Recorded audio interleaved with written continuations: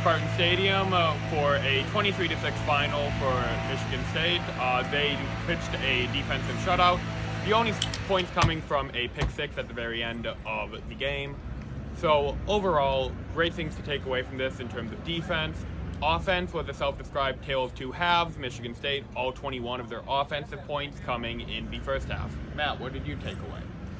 I think, like you said, Coach Smith went and clearly said with the offense it was a tale of two halves.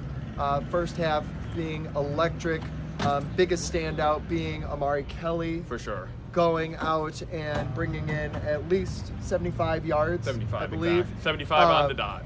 Yeah. 75 yards in his Spartan debut. And he just looked really good. And I think one of the biggest things that this team was struggling with last year was moving the ball in certain circumstances, finding guys besides Nick Marsh to hit. And with the depth that we have in this receiver room from transfers this year, I think that is going to do great things for this Spartan offense. For sure. One concern is only 3 receivers really recorded a catch at the overall when you look at that stat sheet. Rod Bullard and Evan Boyd both rotated in, did not record any stats. Krishawn McCray was held without a catch until the fourth quarter, where he had a big 20-yard conversion on 3rd and 12, I want to say. So overall, offense, you didn't see a ton from the receiver room, but part of that might have been by design. Jonathan Smith did say that there was no off the gas in the first half. Did not necessarily imply the same for the second half. That said, it almost looked similar to last year in terms of there were the first half, the offense would go out and score on the first couple drives. Second half, it was a goose egg again. And that was a concern under Brian Lindgren last year, and this year did not ease our fears at all. So maybe we're overreacting from it, but overall, just really hard to feel comforted by it when you had the offensive line also letting up pressure, offense getting shut out during the second half. Another person to shout out, just Aiden Childs. The improvement in his mental game in this game was evident. Last year, you've got a lot of times where he'll make one of those throws that was just a little bit questionable. You're wondering what he was thinking. I can't think of any that really made me think that same way. Aiden looked sharp.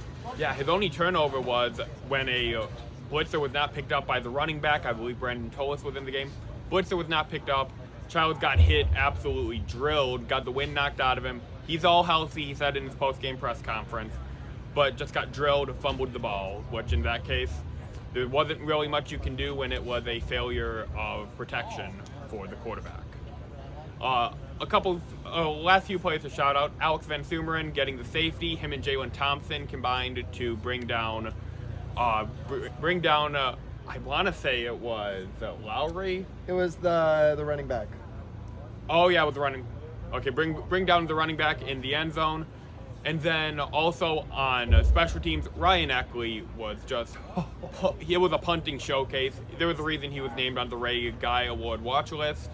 And then special teams, Caleb Gash was just blowing people up on the first 2 kickoff to the point where he got targeted by a couple of the Western Michigan players during an unrelated punt return just because of the effort he had been putting in blowing up the return man during the first 2.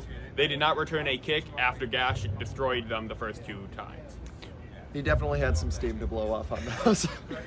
Yeah, so that'll do it from Spartan Stadium. Check back next week for Michigan State playing the Boston College Eagles. That game will kick off Saturday night at 7:30 p.m. Eastern Time. As always, go green. Go white.